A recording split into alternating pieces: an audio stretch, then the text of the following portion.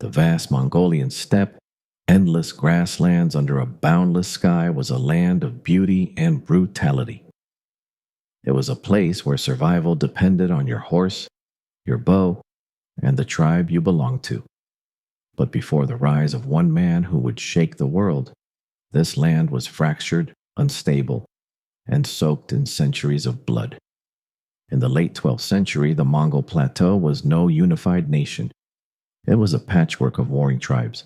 The Tatars, Merkits, Naimans, Karaits, Onguts, and the Mongols themselves, divided into clans like the Borjigin and Taichiud. Each tribe guarded its territory fiercely, forming alliances and betraying them just as quickly. It was a time of shifting loyalties, brutal raids, and a never-ending struggle for dominance. The Chinese of the south, specifically the powerful Jin dynasty, manipulated these tribes with cunning diplomacy. They bribed, divided, and incited infighting among the steppe peoples, ensuring that no single power could unite the tribes and threaten their northern borders. To the west, the Tangut-led Western Xia kingdom offered similar manipulation, playing the game of alliances and tribute. The Mongols themselves were far from dominant. They were one among many, nomadic herders living in felt yurts, dependent on their herds of horses, sheep, and goats. What bound them was not a state, not a common leader, but a way of life. They believed in Tengri, the eternal blue sky, and the spirits of their ancestors. Their loyalty was to kin first, tribe second, and no one else. Leadership among the tribes was not inherited in peace. It had to be taken. Khans rose through charisma, strength, and violence. A powerful chieftain today could be dead tomorrow, his head hung on a pole by a rival. The most powerful tribal leaders were often those who could command fear, not loyalty. Among these tribes, treachery was a tactic, and trust was a weakness. Into this chaos was born a boy named Temujin. Into the Borjigin clan, part of the Mongol nation, but hardly the most powerful tribe. His father, Yasuge, was a chieftain but not a king. His mother, Holun, was a woman of noble spirit and unmatched resilience. Temujin's birth would not have turned heads. He was just one more child born into a world of hardship. But the world was shifting. The Jin dynasty, despite its strength, was beginning to face internal rot. The Western Xia were powerful but isolated. And in the steppe, the endless cycle of bloodshed was wearing thin. There was a growing hunger, not just for survival, but for unity, for something greater. There had been whispers before, of unifiers, of powerful Khans who almost brought the tribes together. The most notable among them was Kabul Khan, Temujin's great-grandfather. He had once united many tribes and even raided into Jin territory, but his empire faded with his death, fragmented by tribal jealousy and ambition. This legacy, though faint, still lingered. The blood of Kabul Khan ran in Temujin's veins, but blood alone meant nothing on the steppe. To survive, Temujin would need more than lineage. He would need will, vision, and an unrelenting belief in his destiny. This was the world Temujin was born into, a world without law, without mercy, and without unity. A world that needed a storm. And that storm was coming. In the year 1162, under the eternal blue sky of the Mongolian steppe, a boy was born to the Borjigin clan. His name was Temujin.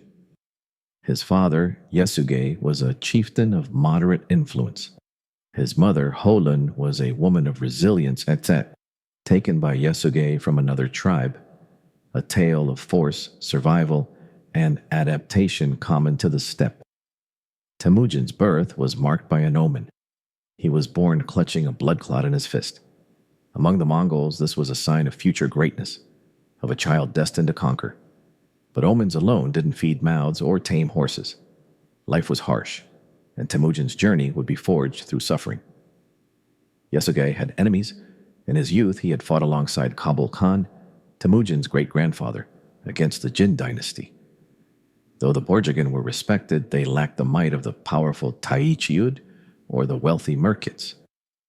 To ensure his son's future, Yasuge arranged a betrothal between young Temujin and Borte, the daughter of a respected ally from the Ongirat tribe. At the age of 9, Temujin and his father set out across the steppe to deliver him to Borte's family. But on the way back, Yasuge accepted food and drink from a group of Tatars. Unaware, they recognized him. Years ago, Yasuge had helped kill a Tatar chief. This time, they poisoned him in revenge. Mortally wounded, Yasuge returned home barely alive.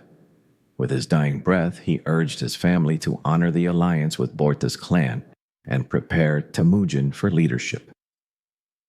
Then, he was gone. The death of a chieftain often triggered power struggles. For Yasuge's family, it meant betrayal. The Taichi Ud, former allies, abandoned the family and left Holun and her children to die. They were cast out of the tribe, stripped of protection, livestock, and honor. Holun, though devastated, did not break. She taught her sons to hunt, fish, and scavenge, digging for roots and catching rodents just to survive. She instilled in Temujin the value of endurance, discipline, and loyalty. In this crucible of hardship, a leader began to form. Temujin had younger brothers, most notably Kasar, known for his strength and bravery, and a half-brother Bekter, from another of Yasuge's wives. With no clear leader among them, tensions grew. Bekter began hoarding food and asserting dominance. Temujin, still a boy, understood what power meant on the steppe. There could be no divided leadership. One day, Temujin and Kasar ambushed Bekter while he was hunting. They killed him. It was fratricide, but also a message. Temujin would not be ruled. Leadership would not be shared. Soon after, the Taichi Ud returned, not to help, but to enslave. They captured Temujin, bound him with a wooden collar, and held him prisoner in their camp. He endured humiliation and isolation. Yet even here, his spirit did not break. One night, as dusk fell, Temujin escaped. He found an ally, a humble man who dared to hide him in a river and help remove his collar. This act of kindness would not be forgotten. Temujin began to learn a crucial lesson. Power alone could not win loyalty. Compassion and memory mattered too. After his escape, Temujin fled back to his family. He began reconnecting with childhood allies. One of them was Jamukha, a noble-born Mongol and Temujin's blood brother. They had once sworn an oath of Anda, a bond stronger than friendship. Together they hunted, trained, and dreamed of uniting the steppe. Yet even then, divisions brewed. Jamukha represented the aristocracy. Temujin, by contrast, appealed to the poor, the outcast, and the ambitious. The two boys walked parallel paths, but in time their alliance would turn to rivalry. As Temujin matured, so did his resolve. He was not just a survivor. He was a planner, a leader in the making. He remembered every betrayal, every kindness, and every lesson carved by hunger and humiliation. He would marry Borte. He would gather followers, and he would never again be anyone's prisoner. The boy with the blood in his fist was growing into a man with fire in his soul. The Mongolian steppe shows no mercy. For the exiled family of Temujin, each day was a battle, not against armies, but against hunger, cold, and despair. When the Taichi Ud abandoned Temujin's family after Yasuge's death, they stole everything: livestock, shelter, and honor. Left to starve, Holun and her children wandered the steppe with nothing but their wits. Temujin was still a child, yet already learning the core truth of survival. No one would come to save them. Their days became a cycle of foraging, fishing, and hunting small animals. Temujin learned how to trap rodents and birds, how to fish with his bare hands, and how to make arrows from bone. Nights were colder than death, and food was often just boiled roots. Holun remained their anchor, teaching her children resilience through silence and example. Her strength shaped Temujin more than any warrior could. He became hard, not just in body, but in mind. From suffering, he learned focus.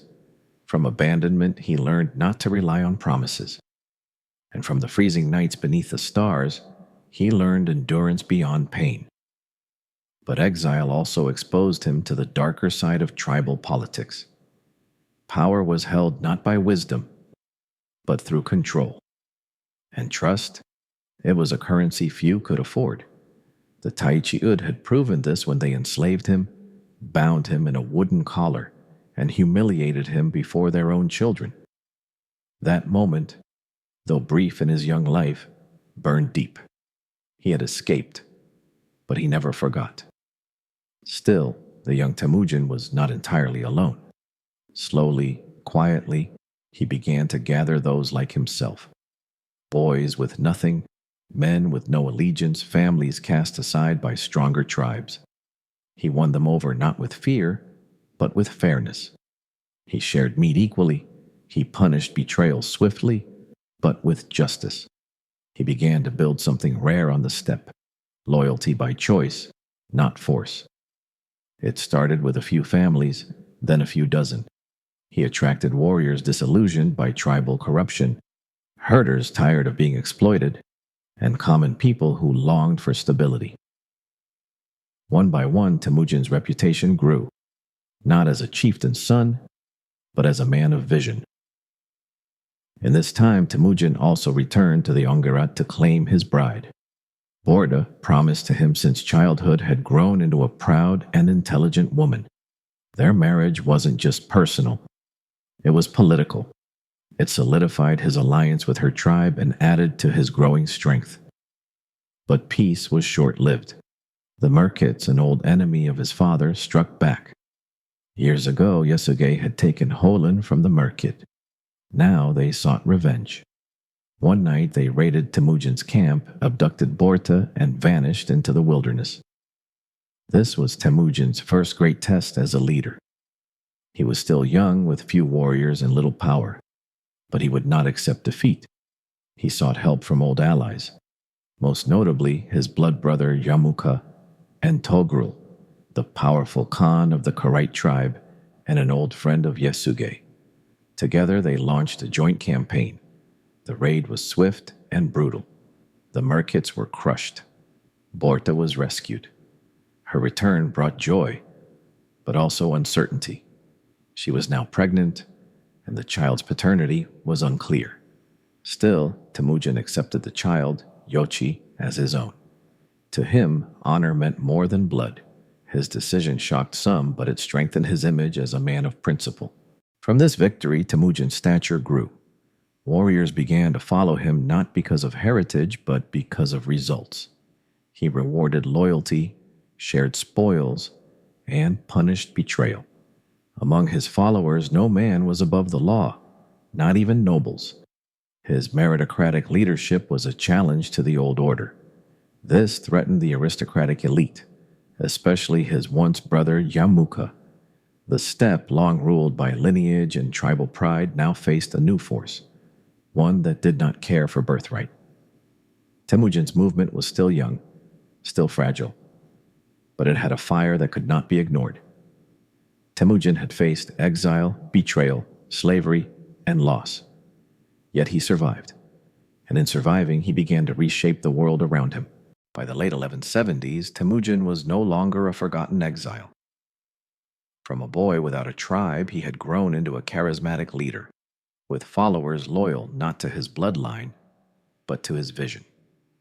In a world ruled by ancestry and aristocracy, Temujin was crafting something radical: leadership through merit. While the tribal elite clung to tradition, Temujin understood that the chaos of the steppe demanded something new. He rewarded bravery over birth, discipline over lineage, loyalty over connections. To his men, he was more than a war chief. He was a symbol of fairness in a cruel world. At the heart of this transformation was the nokor system. Warriors pledged personal loyalty to Temujin, not to a tribe. In return, he treated them as equals, eating the same food, sharing the same dangers, rewarding them equally after victory. This bond of trust created an army tighter than family. But with his rise came opposition. His Anda, blood brother, Jamukha, who once rode beside him, now saw Temujin as a threat. Jamukha was a noble by birth, the natural heir to traditional Mongol leadership. To him, Temujin's reforms were dangerous. He believed in aristocratic order, where the elite ruled and the commoners served. Temujin, meanwhile, was building a revolution in the saddle. In 1186, Temujin was formally elected Khan by his followers. It was a declaration of ambition. It was also a declaration of war. Jamukha responded swiftly. Backed by the Mongol nobility, he gathered an enormous coalition of tribes and marched against Temujin. The two former friends would now face each other not as allies, but as enemies. In 1187, near the Onon River, their armies met. Temujin's forces were smaller, but better organized. His troops were divided into units of 10, 100, and 1,000, a system later known as the decimal system, which allowed flexibility and discipline in battle. His commanders were not nobles, but men proven in war. The first day saw fierce skirmishing. Temujin's men held their ground, their formations disciplined, their movements coordinated. But Jamukha's superior numbers eventually turned the tide. Temujin was defeated. The cost of failure was brutal. Jamukha captured 70 of Temujin's officers and executed them by boiling them alive. This cruelty horrified even some of Jamukha's own allies. Temujin, though wounded, had shown a different kind of leadership. His defeat earned him not shame, but sympathy and respect. His followers did not abandon him. They became more loyal than ever.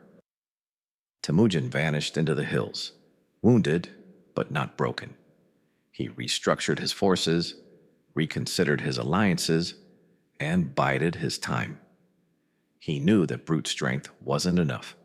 He needed to win hearts, not just battles. Over the next years, Temujin focused on diplomacy. He negotiated alliances with minor clans and border tribes. He offered protection to families seeking justice, opportunity to warriors seeking purpose, and equality to men tired of aristocratic contempt. He also implemented strict laws known as the Yasa, a developing code based on order, loyalty, and discipline. Stealing livestock? Death.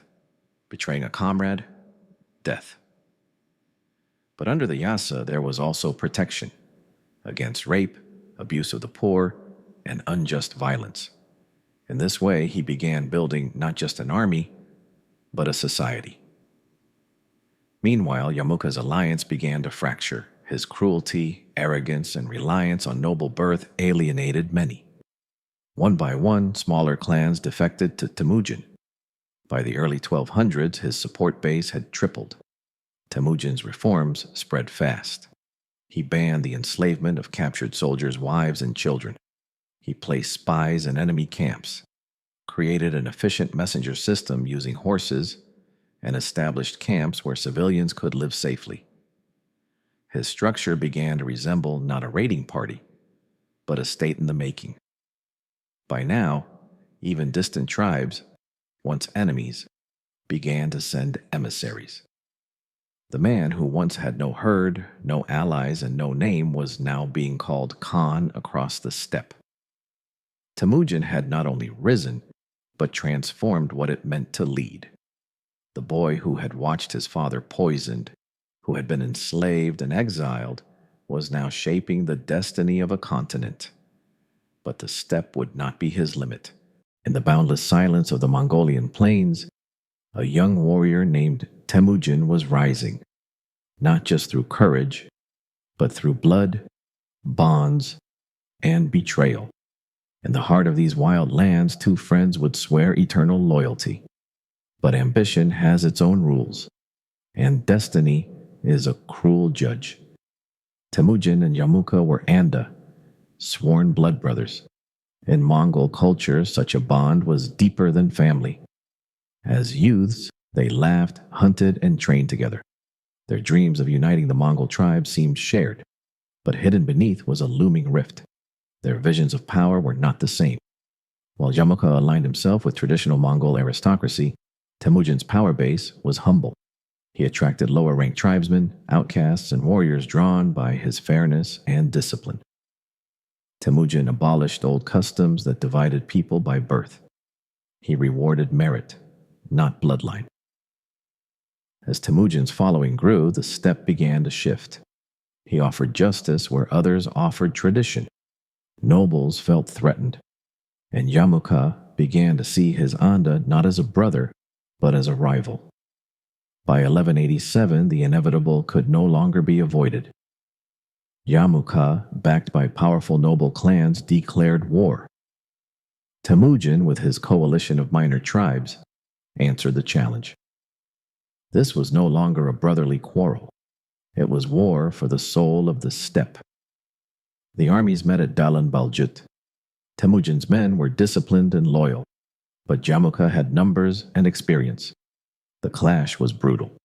For 2 days, steel rang and arrows flew.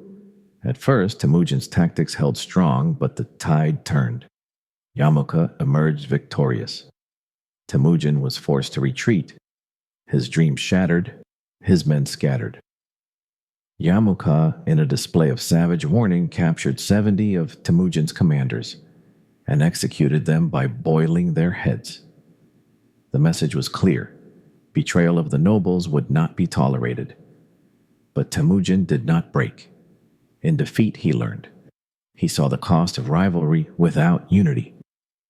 The brutality of Jamukha exposed his weakness. He ruled by fear, not loyalty. Temujin would do the opposite. His rule would be based on trust, justice, and law. Slowly, Temujin began to rebuild. He reformed his ranks, welcomed new tribes under his banner, and restructured his military. Instead of favoritism, he introduced the decimal system, units of 10, 100, 1,000, led by merit, not family. This was revolutionary. The Anda had become enemies. Their visions were no longer compatible. One clung to old power. The other embraced change. Their paths would cross again. But next time, only one would survive. Temujin had tasted defeat, but the fire in his heart burned brighter than ever. This was not his end. It was the beginning of something far greater. The world would soon tremble at the name, Genghis Khan.